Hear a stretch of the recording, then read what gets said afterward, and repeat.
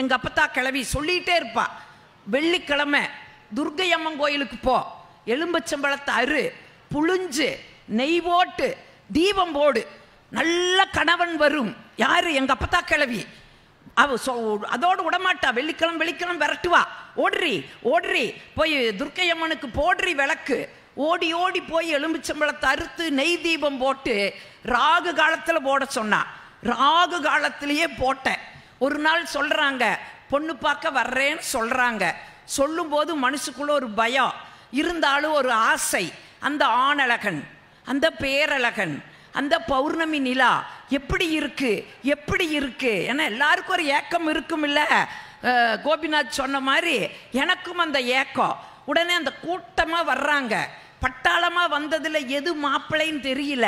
எங்க அப்பத்தா டப்பத்தா தப்பு தப்பத்தா இதுல எது என் மாப்பிள்ளை? எங்க அப்பத்தா காமிச்சது அங்க வேற ஒன்று பப்பரக்கான்னு உட்கார்ந்து இருக்குது வேறு, அதுதான் உன் மாப்பிள்ளை. நிமிந்து பார்க்க முடியல. ஏன்? அச்ச மடம் நாணம் பயர்ப்பு. அப்படியே ஓரக்கண்ணால பார்த்தா இதயத்துக்குள்ள ஒரு இடி விழுகுது. அது பௌர்ணமி நிலாவா இருக்குன்னு நினைச்ச 13 அம்மாவாசைய வடிகட்டுனா ஒரு கலரு. ஐயோ அப்பத்தா, இந்த கருவாயனை நான் கட்ட மாட்டேன் அப்பத்தா. ஏன்னா 4 எழுத்து படிச்சிருக்கிறோம் இல்ல, கட்ட மாட்டேன் அப்பத்தா. ஏன் அப்பத்தா சொல்றா? உங்க அப்ப கௌரவமா பொழைச்சிருக்கிறா. சபையில அவனுக்குன்னு ஏதாச்சும் ஒரு தலைகுனிவை ஏற்படுத்தின ஆற்றி தலைய அவளே தலையை பிடிச்சி ஆட்டி விட்டுட்டா. பொண்ணு சம்மதிச்சாச்சு. கல்யாணம் முடிஞ்சுதுங்க. அங்க போனா அதை விட பேரிடி காத்துட்டு இருக்குது. இன்னைக்கெல்லாம் தான் நம்ம சொத்துக்கு சொத்து, நிலத்துக்கு நிலம், வீட்டுக்கு வீடு தான் பார்க்குறோம். அன்னைக்கெல்லாம் பரம்பரைக்குன்னு ஒரு பேர் இருக்குது. அந்த பரம்பரையை வச்சு தான் பொண்ணு கொடுப்பாங்க. என் பரம்பரை என்ன பரம்பரை தெரியுமா? புளியடிச்சு பொழைச்ச பரம்பரை. நாங்கள் என்ன நினச்சோம், இதுக்கு துப்பாக்கி எடுத்துட்டு போய் காட்டில் வேட்டையாடி பொழைச்ச பரம்பரைன்னு நினச்சோம். இது அங்கே போனவருக்கு தான் தெரிஞ்சுது, இதுக்கு அங்கெல்லாம் போய் வேட்டையாடல. ரோட்டோரத்தில் இருக்கிற புறம்போக்கு புளிய மரத்துல எல்லாம் புளியங்காய் அடிச்சு பழைச்ச பரம்பரை. அப்பத்தா பொய் சொல்லிட்டாங்க அப்பத்தா, பொய் சொல்லிட்டாங்க அப்பத்தா. எங்க அப்பத்தா சொல்றா?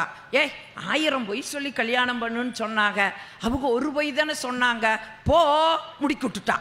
இதை விட என்ன கொடுமை தெரியுங்களா? தூங்கும்போது 1.5 HP மோட்டரு ஓடுற சத்தம், கொரட்ட சத்தம், தூக்கமே வராது. ஐயோ அந்த வீட்டுக்கு போக மாட்டேன்னு அப்பத்தா கொரட்டை போடுறாரு அப்பத்தா.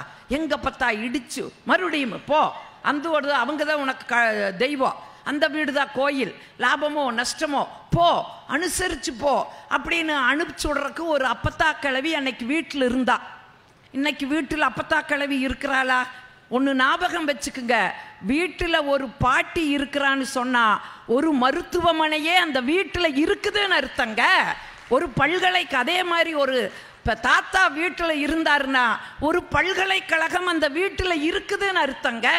இன்னைக்கு எத்தனைய நம்ம இழந்துட்டு இருக்கிற யோசிச்சு பாருங்க. இன்னைக்கு வாழ்க்கை எப்படி மாறி போயிருக்குது. ஒன்றும் இல்லை, 6 மாதத்துக்கு முன்னே என் மாப்பிள்ளை எனக்கு ஒரு மெசேஜ் அடிக்கிறாரு, அத்தை உங்க ப்ராடக்ட் ஒழுங்காகவே வேலை செய்வதில்லை. யாரு? என் மகா. நான் பார்த்தேன், இது ஏதோ கோக்குமா காகுதேடா சாமின்ட்டு நான் ஒரு மெசேஜ் அடிச்சுட்டேன், மாப்பிள்ளை அந்த ப்ராடக்டை உங்களுக்கு சேல் பண்ணி பல வருஷம் ஆயிடுச்சு, வாரண்டி பீரியடும் தீர்ந்து போச்சு, அந்த ப்ராடக்ட் ஒழுங்கா வேலை செய்யலினா இந்த கம்பெனி பொறுப்பேற்காது அப்படின்னு நான். ஏங்க யோசிச்சு பாருங்க, எல்லாமே ஒருவருக்கொருவர் தம்பி சொன்ன மாதிரி அந்த விட்டு கொடுத்து போறதுல தாங்க வாழ்க்கை ஜெயிச்சுக்கிட்டு இருக்குது. இன்னைக்கு அந்த மாதிரி சூழல்கள் எப்படி மாறி போயிருக்குது. இந்த மகிழ்ச்சியெல்லாம் நமக்கு எங்க? கடையில் வாங்குற பொருளா? காசுக்கு கிடைக்கிற பொருளா? எல்லாம் நமக்குள்ள இருக்குதுங்க. கொஞ்சம் ஒரு ரசனையா பார்த்தோன்னு வைங்க, அது மகிழ்ச்சிங்க.